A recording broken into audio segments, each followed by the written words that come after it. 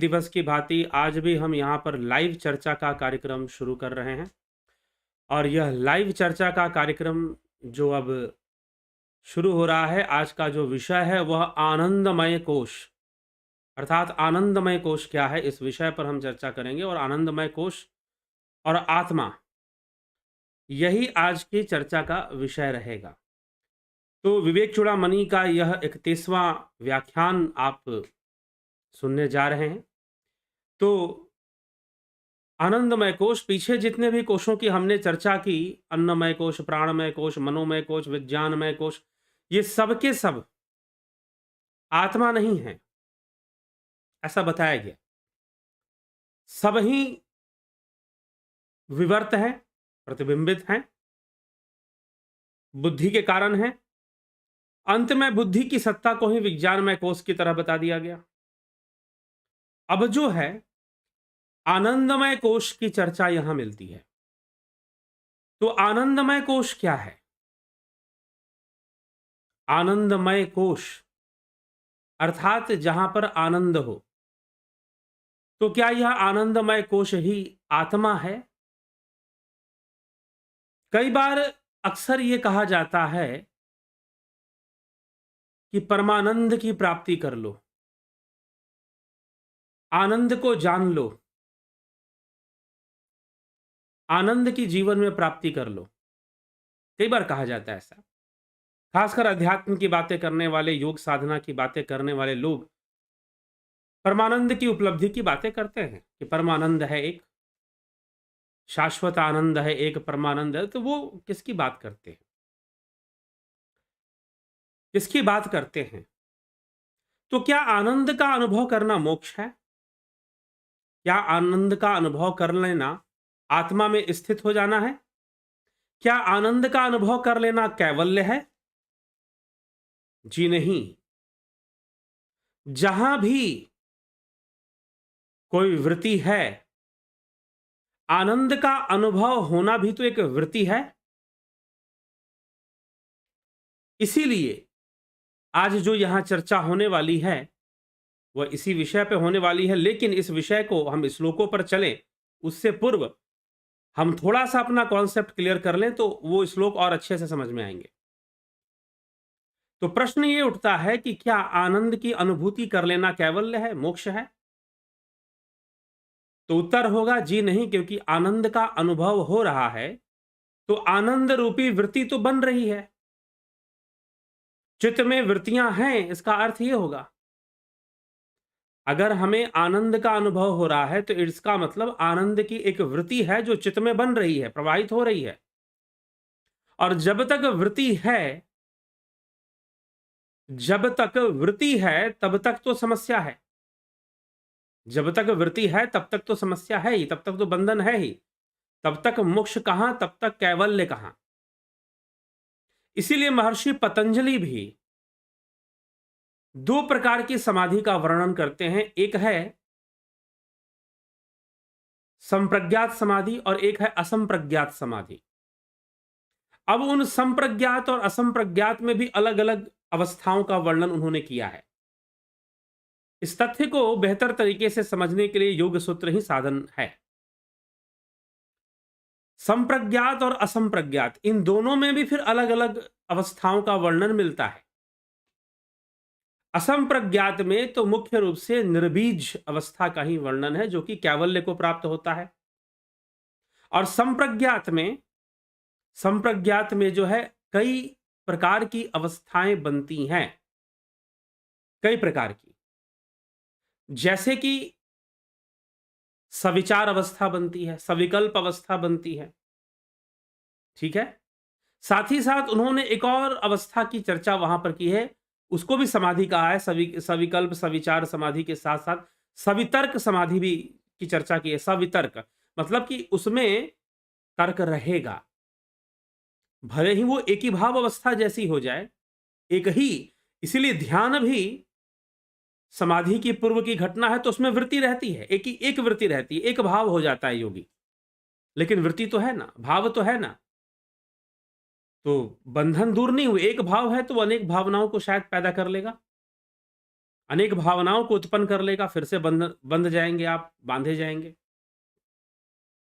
इसीलिए यह जो आनंद की अवस्था है, आनंदमय कोश, वैसे तो आनंदमय कोश हम अनेक चीजों में, हमको भूख लगी है, हमने भोजन कर लिया तो हमको आनंद की अनुभूति हुई। प्यास लगी है, हमने पानी पी लिया तो हमको आनंद की अनुभूति हुई। हमें अपनी इच्छित विषय वस्तु की प्राप्ति हो जाए तो हम आनंदित अनुभव करते हैं। ठीक है? वैसे ही योग साधना में भी एक अवस्था जहां योगी को आनंद, परमानंद, दिव्यानंद कह लीजिए, इसे आत्मानंद कह लीजिए, इस तरह की अनुभूति उसे होती है, निश्चय रूप से होती है। जो भी अच्छे से, जिसने भी अभ्यास किया है, साधना की है, ध्यान दिया है, उसे ऐसा अनुभव मिलता है, इसमें कोई संशय नहीं है। हाँ, जो अभी प्रारंभ कर रहे हैं उनको नहीं मिलेगा, लेकिन जिनको ध्यान योग अच्छे से करते हुए कुछ वर्ष बीत चुके हैं, वो ऐसी ऐसी अवस्थाओं में पहुंचना शुरू कर देते हैं जहां आनंद की अनुभूति होनी शुरू हो जाती है, और वो आनंद असीम होता है और वो अतुलनीय होता है। संसार के किसी भी आनंद से उसकी तुलना भी नहीं कर सकते, ऐसा होता है वो। ठीक है? तो यह आनंदानुगत, महर्षि पतंजलि ने आनंदानुगत समाधि की है, संप्रज्ञात समाधि के अंतर्गत। अर्थात जो आनंदानुगत समाधि है वो सविकल्प है, सवितर्क है। आनंदानुगत समाधि सविकल्प है, निर्विकल्प नहीं है। तो आनंद की अवस्था बनती है, लेकिन क्या वह आनंद आत्मा है? जी नहीं, वह आनंद भी आत्मा नहीं है, क्योंकि आनंद की अनुभूति भी तम से होती है, तमोगुण से होती है। आनंद की अनुभूति भी तमोगुण से ही संभव हो पाती है। तो ये आनंदानुगत समाधि की अवस्था यहां पर बताई गई है महर्षि पतंजलि के द्वारा। तो कुल मिलाकर कहने का अर्थ यह है, चाहे पतंजलि योग सूत्र इस विषय में पढ़िए, चाहे आदिगुरु शंकराचार्य की विवेक चूड़ामणि पढ़िए, यह जो आनंद है यह भी एक अनुभव है। ठीक है, एक आनंद जो सांसारिक विषयों की प्राप्ति पर है, मिल रहा है, और दूसरा आनंद जो है वो समाधि की अवस्था में, ध्यान की अवस्था में योगी को प्राप्त हो रहा है, वो बड़ा अद्भुत होता है, जिसको परमानंद भी लोग कह देते, लेकिन वह भी पूर्ण अवस्था नहीं है। वहां पर भी अनुभव ही हो रहा है। तो जहां अनुभव हो रहा है वहां पर वृत्ति है, क्योंकि सारी अनुभूतियां वृत्ति के रूप में ही तो स्फुरित होती हैं। सारी अनुभूतियां वृत्ति के रूप में ही तरंगित होती हैं, स्फुरित होती हैं हमारे चित्त में। ठीक? तो इसीलिए वह आनंद का अनुभव होना भी एक वृत्ति है। महर्षि पतंजलि के अनुसार वह भी एक वृत्ति है, तो वह भी एक बंधन के रूप में ही माना गया है। उसे कैवल्य की अवस्था नहीं मानी गई है, उस आनंद का अनुभव कर लेना। इसीलिए यह आदिगुरु शंकराचार्य यहां पर आनंद को आत्मा नहीं मान रहे, नहीं कह रहे कि नहीं, ये आनंद आत्मा नहीं है। तो इसीलिए आनंदमय कोश क्या आत्मा है? जी नहीं, आनंदमय कोश भी आत्मा नहीं है। यही उत्तर दिया जा रहा है। तो किस प्रकार से इन तथ्यों को रखा जा रहा है, किस प्रकार से इन बातों को रखा जा रहा है इस श्लोक के माध्यम से, आइए हम उसको देखते हैं। विवेक चूड़ामणि के अंतर्गत किस प्रकार से इन बातों को रखा गया है। तो आनंदमय कोश की चर्चा यहां हो रही है। आनंद प्रतिबिंब चुंबित तनुर्वृति वृति स्तमोजृंभिता स्यादानंदमय प्रियादि गुणकः श्रेष्ठार्थ लाभोदय पुण्यस्यानुभवे विभाति कृतिनामानंद रूपः स्वयं भूत्वानंदति यत्र साधु तनुभृन्मात्रः प्रयत्नं विना। आनंद स्वरूप आत्मा के प्रतिबिंब से चुंबित तथा तमोगुण से प्रकट हुई। आनंद स्वरूप आत्मा के प्रतिबिंब से चुंबित तथा तमोगुण से प्रकट हुई वृत्ति आनंदमय कोश है। यह एक वृत्ति है। वह प्रिय आदि, प्रिय, मोद, प्रमोद गुणों से युक्त, जिसमें आमोद है, प्रमोद है, जो प्रिय लग रहा है, उन गुणों से युक्त है, और अपने अभिष्ट पदार्थ के प्राप्त होने पर, अपने अभिष्ट पदार्थ के प्राप्त होने पर प्रकट होती है। पुण्य कर्म के परिपाक होने पर उसके फल रूप सुख का अनुभव होता है, आनंद का अनुभव पुण्य कर्मों का फल है, यह भी कहा जा रहा है। यह गुणों से युक्त है, आनंद की अवस्था, आनंदमय कोश अपने अभिष्ट पदार्थ के प्राप्त होने पर जो इच्छित है, जिसकी बहुत कामना है, जिसकी बहुत इच्छा है, उसके प्राप्त होने पर प्रकट होती है। पुण्य कर्म के परिपाक होने पर भी यह सुख रूप में प्रकट होती है, अनुभव में आती है। भाग्यवान पुरुषों को उस आनंदमय कोश का स्वयं ही भान होता है, जिससे संपूर्ण देहधारी जीव बिना प्रयत्न के ही अति आनंदित होते हैं। भाग्यवान पुरुषों को, जो भाग्यवान हैं, उन पुरुषों को उस आनंदमय कोश का स्वयं ही भान होता है। जो योगी हैं, यहां पर भाग्यवान उन योगियों को ही कहा जा रहा है, ठीक है, स्वयं ही उनको प्राप्त होता है। आगे कहते हैं, आनंदमय कोशस्य सुषुप्तौ स्फूर्ति रुत्कटा स्वप्न जागरयोरीश दिष्ट संदर्शनादिना। अर्थात आनंदमय कोश की उत्कट तीव्र प्रतीति तो सुषुप्ति में होती है। अब आनंदमय कोश की साधारण मनुष्य के लिए, जो योगी नहीं है, जो ध्यान योगी नहीं है, उसके लिए आनंद की जो तीव्र अनुभूति जो होती है वो सुषुप्ति अवस्था में होती है। यदि सुषुप्ति अवस्था में हम चले जाएं और फिर हम जब उठते हैं वहां से, तो बहुत ही अच्छा अनुभव करते हैं, बहुत आनंदित अनुभव करते हैं अपने आप को। एक अच्छी नींद आ जाए तो आपको कितना आनंद देती है, कितना सुकून देती है कि उसका वर्णन शायद शब्दों में नहीं हो सकता है। तो उसी को आदि गुरु शंकराचार्य लिख रहे हैं, आनंदमय कोश की तीव्र प्रतीति, उत्कट प्रतीति तो सुषुप्ति में ही होती है, तथा जागृति और स्वप्न में इष्ट वस्तु के दर्शन आदि से उसका यत किंचित भान होता है। और जागृत और स्वप्न अवस्था में क्या होता है कि इच्छित वस्तु का अगर दर्शन हो जाए, इच्छित वस्तु की अगर प्राप्ति हो जाए जागृत और स्वप्न में, तब जाकर आनंद मिलता है। लेकिन सुषुप्ति में तो जाने मात्र से ही आनंद मिलता है। इसीलिए आत्मा का प्रकाश जब तमोगुण में प्रतिबिंबित होता है तो आनंद को पैदा करता है। वो ऐसी स्थिति है तमोगुण से लगभग प्राप्त होने वाली। अभी क्या है कि गुणों को लेकर भी बहुत सारे भ्रम होते हैं कि सतोगुण क्या है, रजोगुण क्या है, तमोगुण क्या है। कभी कभी कई जगहों पर हमने बताया है, तमोगुण भी साधना में सहायक हो सकता है, ठीक है। जब आप सही मायनों में तमोगुण का अर्थ समझेंगे तब यह समझ में आएगा, ठीक ना। और कई बार जो सतोगुण है वह भी हमसे पाप करवा सकता है।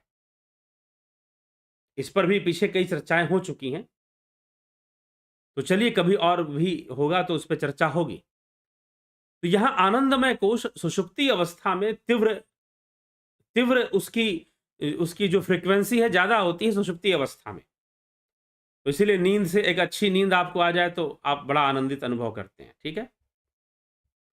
नैवायमानंदमयम परात्मा, नैवायमानंदमयः परात्मा सोप अधिक त्वात् प्रकृतेर विकारात् कार्यत्व हेतो सुकृत क्रियाया विकार संगत समाहितत्वात् यह परात्मा आनंदमय नहीं है। यह जो आत्मा है यह आनंदमय नहीं है। आत्मा को आनंदमय मत बोलिए, क्योंकि आनंद उपाधि युक्त एवं प्रकृति का विकार है। आनंद तो उपाधि युक्त है और यह भी एक प्रकृति का विकार है, जैसे कि दूसरे विकार हैं। जैसे दूसरे विकार हैं वैसे यह आनंद का अनुभव होना भी, ये अलग बात है कि ये सभी अनुभवों में श्रेष्ठ हो। विकार युक्त अनुभवों में ये सबसे श्रेष्ठ हमें जान पड़ रहा हो, लेकिन फिर भी यह भी एक विकार है। तो आनंद उपाधि युक्त, यह उपाधि युक्त भी है क्योंकि इसको उपाधि दी जा रही है, और एवं प्रकृति का विकार है। शुभ कर्मों का कार्य है, शुभ कर्मों का कार्य है और प्रकृति के विकारों के समूह पर आश्रित है। प्रकृति के विकारों का समूह यह शरीर है, यह स्थूल शरीर ही प्रकृति के विकारों का समूह है, ठीक है। तो यह उस समूह पर आश्रित है, शरीर के ऊपर आश्रित है यह आनंद की प्राप्ति भी। तो यह उपाधि युक्त है, प्रकृति का विकार है, और ये सब होने के कारण, उपाधि युक्त होने के कारण प्रकृति का विकार होने के कारण, क्योंकि आनंद की उपाधि होती है कि भाई एक श्रेष्ठ अनुभव है, अच्छा अनुभव है, हाँ? तो यह उसकी उपाधि है। उपाधियों में छोटा-बड़ा होता है। तो इसीलिए यहाँ पर यह उपाधि युक्त है, यह प्रकृति का विकार है, शुभ कर्मों का कार्य है और शुभ कर्मों से ही ये अच्छे कर्मों के फल के रूप में भी प्राप्त होता है। प्रकृति के विकार के समूह स्थूल शरीर पर यह आश्रित है। इस प्रकार से इसे आनंद के बारे में बताया गया। इसीलिए यह आनंद आत्मा नहीं है। यह बात पर प्रमाणित किया जा रहा है। पंचानामपि कोशानाम निषेधे युक्तितः श्रुते तन्निषेधावधि साक्षी बोध रूपो अवशिष्यते। अर्थात श्रुति के अनुकूल युक्तियों से पांचों कोशों का निषेध कर देने पर, श्रुति के अनुकूल वेदों के अनुसार युक्तियों से, युक्तियों मतलब योग से, टेक्निक से, युक्तियों पंचानामपि कोशानाम निषेधे युक्तितः श्रुते। युक्तितः श्रुते अर्थात श्रुति के अनुकूल वेदों के अनुसार युक्तियों से पांचों कोशों का निषेध कर देने पर, अर्थात अन्नमय कोश, प्राणमय कोश, मनोमय कोश, विज्ञानमय कोश और आनंदमय कोश, इन पांच कोशों का निषेध कर देने पर, इनका निरोध कर देने पर उनके निषेध की अवधि रूप शुद्ध बोध स्वरूप साक्षी आत्मा बच जाता है। जब इन पांचों का निषेध हो जाए, महर्षि पतंजलि ने चित्तवृत्ति निरोध की बात की, यहां पर आदि गुरु शंकराचार्य पंचकोशों के निरोध अथवा निषेध की बात कर रहे हैं। पंचकोशों के निषेध की बात कर रहे, तन्निषेधावधि साक्षी बोध रूपो वशिष्यते।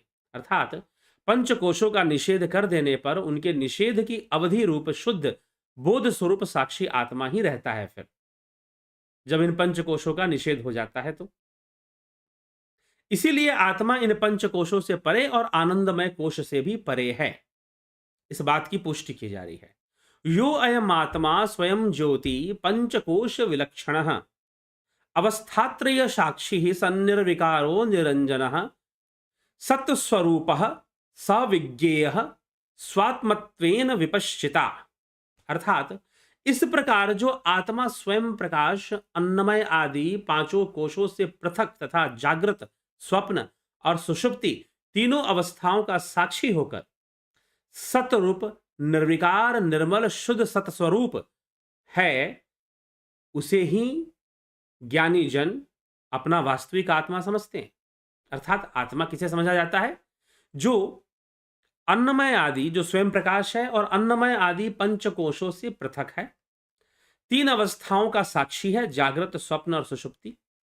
इन तीन अवस्थाओं का साक्षी होकर सतस्वरूप, निर्विकार, निर्मल और शुद्ध सतस्वरूप है, उसे ही ज्ञानी जन आत्मा बताते हैं, उसको ही आत्मा कहते हैं, जो इन पंचकोशों से परे है। अर्थात अन्नमय, प्राणमय, मनोमय, विज्ञानमय और आनंदमय कोश से जो परे है। इसलिए आत्मा आनंद नहीं है। हाँ, आत्मा के सकाश से, तमोगुण के प्रभाव से इस आनंदमय कोश की अनुभूति हो जाती है, ऐसा बताया गया है। तो यह आनंदमय कोश भी त्रिगुणी माया से परे नहीं है, तीन गुणों से परे नहीं है। तो इस प्रकार से विवेक चूड़ामणि में आनंदमय कोश की चर्चा मिलती है। ठीक है, तो वह आनंदमय कोश भी आत्मा नहीं माना गया, उसे भी आत्मा नहीं कहा जा रहा। उससे परे जो साक्षी रखने वाला है, अन्न आदि पंचकोशों से परे, जागृत, स्वप्न, सुषुप्ति, इन तीन अवस्थाओं से परे, जीव की इन तीन अवस्थाओं से परे वह आत्मा है, साक्षी रूप में वह आत्मा है। इस प्रकार से इस विषय की चर्चा की जा रही। तो आइए, यही आनंदमय कोश पर आज की चर्चा हमारी रही। और अब जो है आपके कमेंट, आपके प्रश्नों को भी समय दे देते हैं। ठीक है जी। स्मिता सावंत जी, बहुत बहुत अभिनंदन है। राजू पाल जी, बलदाऊ नाथ योगी, जगत नारायण जी, विक्रम सिंह जी, जयावली शर्मा जी, अर्जुन चौहान जी, बिमला शाह, विंदेश्वरी मिश्रा, सविता नायक, गंभीर शाह, शंकर प्रसाद, राम निवास, मीना, गौरव, विक्रम सिंह जी, बहुत अभिनंदन। माधुरी कोले जी, मेघ सिंह, रमेश पेशवानी जी, विनोद के सूद जी, कन्हाई कुमार जी, योगेंद्र पंडित, पिंटू वासवा, दिनेश महाराज आमसरी जी, अजीत भाई Patel ji, Hemraj Bairwa, Pankaj Raghuvanshi, the real facts, Rooplal Vishwakarma, Kamlesh Khairnar, Rajendra Prasad Rastogi, Shivam Bhatt, जय श्री राम, शिवम भट्ट जी। फिर आपके कैलाश बड़े जी, संजय भदरका जी, गायन शर्मा जी। एस्ट्रोलॉजी जो हमारे जीवन के बारे में बताती है वह किस हद तक सही है, वो बिल्कुल सही है क्योंकि ग्रहों पे आधारित है। उसके सही जानकार और सही विश्लेषक मिलेंगे जो करने वाले तो सही चीज़ बताएंगे। ठीक है, इसके ऊपर वीडियो हम बना चुके हैं कि एस्ट्रोलॉजी सही है तो किस प्रकार से सही है, इस पे चर्चा पहले हम कर चुके हैं। हरिमोहन गुप्ता जी, योगी की मुक्ति की अवस्था में तीनों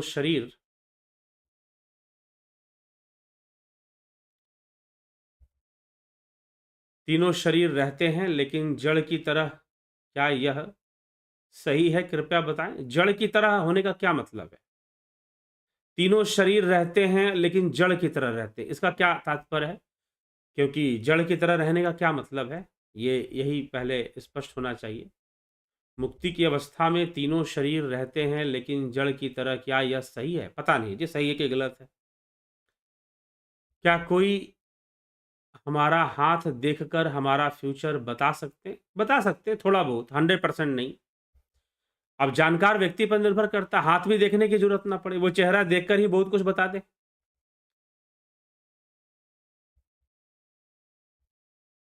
गणेश पवार जी, रचना जी, राकेश मराठे जी, कुलदीप मिश्रा, गुरुवर को मेरा चरण वंदन। तत्व ज्ञान इतनी पारदर्शिता के साथ पाकर वे सभी लोग धन्य हो रहे हैं, निश्चल भाव से जुड़े हैं। ठीक है, जरूर लाभ उठाइए।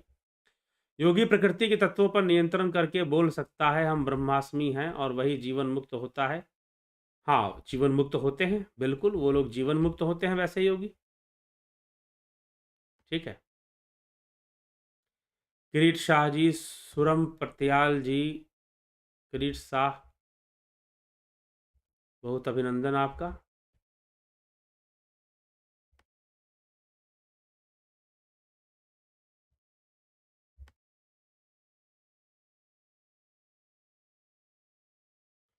निशु चौहान का, कैलाश बड़े जी, बबीता धीमान जी, दिनेश महाराज। पांच खुश का लक्षण, पांच खुश क्या, पांच खुश क्या होता है?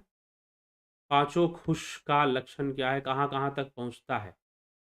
पांचों खुश का, पंचकोश की यहाँ चर्चा है, कहां कहां तक पहुंचेगा, उसको पहुंचने की कहीं जरूरत नहीं है। वो तो मनुष्य की संरचना में ये पंचकोश हैं, हमारे व्यक्तित्व में यह पंचकोश काम करते हैं। ठीक है, इसकी चर्चा है यहां पर।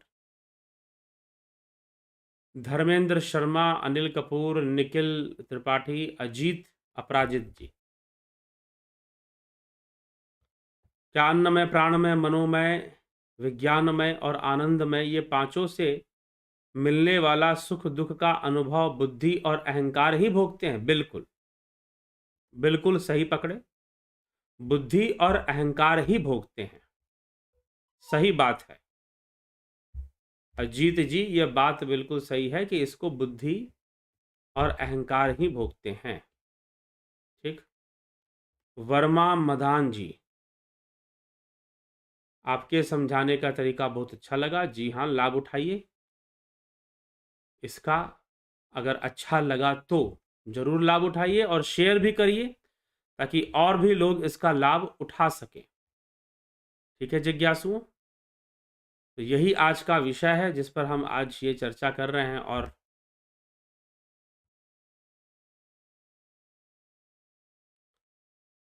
कल जो है, अब ये चर्चा आगे होगी, आज नहीं होगी, तो कल फिर मिलेंगे 9 बजे आपसे चर्चा करने के लिए और चर्चा करेंगे। लाइव चर्चा में कोई नया विषय लेकर आया जाएगा। विवेक चूड़ामणि पर तो चर्चा चल ही रही है, लेकिन और भी अन्य कई चर्चाएं होनी है जिन पर हम चर्चा करेंगे। ठीक है, तो आप जुड़े रहें, बने रहें चैनल पर और जुड़कर बनकर सब्सक्राइब भी जरूर कर दें। कल फिर 9 बजे मिलते हैं लाइव चर्चा में। और जो ध्यान योग है, ध्यान योग का जो कोर्स है अब वो 29 तारीख से आपको मिलेगा। जो लोग ज्वाइन करना चाहते हैं उनके लिए अपडेट्स आएंगी, अभी आई नहीं है, आ जाएंगी कुछ दिनों में। और 29 तारीख से ही अब वो कोर्स शुरू होगा, उसके लिए ज्वाइनिंग धीरे धीरे शुरू हो जाएगी। ठीक है, तो विदा लेते हैं अभी। और भी कई लोग कई तरह के चर्चाएं करते हैं, कई प्रश्न करते हैं। कोर्सेज आने वाली हैं। कुछ लोगों ने यह भी कहा है कि षड दर्शन का वो कोर्स करना चाहते हैं, षड दर्शन के बारे में वो समझना चाहते हैं कि षड दर्शन क्या है या षड शास्त्र क्या है। तो सूत्र अलग हैं और दर्शन उनको उनकी व्याख्या ही दर्शन में की जाती है। तो अगर षड दर्शन का कोर्स करना चाहते हैं तो षड दर्शन का भी कोर्स मिल जाएगा। आने वाले भविष्य में षड दर्शन पर भी कोर्सेस आपको मिलेंगी। ठीक है, तो पूरा षड दर्शन समझाने के लिए, क्योंकि यहाँ पर तो बृहद व्याख्या चलती है चैनल पर, लेकिन कुछ लोग चाहते हैं कि हमें शॉर्ट में सारी बातें समझ में आ जाए, एक कॉन्सेप्ट हमें मिल जाए, ताकि जब हम पढ़ेंगे सूत्रों को, योग दर्शन के सूत्रों को पढ़ेंगे, न्याय दर्शन के सूत्रों को पढ़ेंगे, न्याय सूत्र को पढ़ेंगे, तो हमें बातें समझ में आनी चाहिए। तो थोड़ा सा एक जरूरी षड दर्शन से संबंधित कोर्स भी जारी किया जाएगा। ठीक है, और नेचुरोपैथी पर भी कोर्स आने वाला है। संभवतः अगले महीने तक पूरा प्रयास है कि नेचुरोपैथी का कोर्स भी लाया जाए जनवरी के महीने में। तो यह भी है। तो इस तरह से कई चीज़ें हैं जो आगे आपको मिलेंगी। और एक बहुत जल्द ज्योतिष से संबंधित चर्चा भी कई लोग पूछते रहते हैं, तो ज्योतिष से संबंधित चर्चा भी शुरू होगी, दूसरे चैनल पर शुरू होगी। आप पर उस पर चर्चा किया जाएगा, बताया जाएगा उसके बारे में आपको। तो आप ज़रूर जुड़ें, बने और इन सभी विषयों का लाभ उठाएं अपने जीवन में। और सारी चीज़ें जीवन को बेहतर बनाने के लिए हैं, तो अपने जीवन को बेहतर बनाएं इन सारी बातों को समझकर, जानकर। तो बहुत बहुत आभार आप सभी का। इसी के साथ विराम देते हैं। कल फिर 9 बजे मिलते हैं आप सभी से लाइव चर्चा में।